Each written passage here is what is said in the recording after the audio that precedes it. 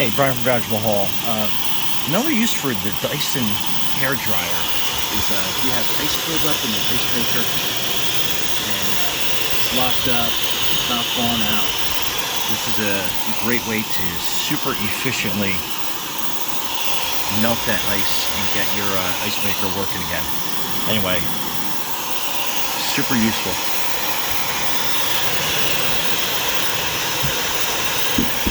Brian from Garage Mahal. Thanks for watching, and be safe out there. Also, there is a button up here that you want to hold in for 6 seconds after you dethaw. And then you basically hear it kind of like buzz and turn back on.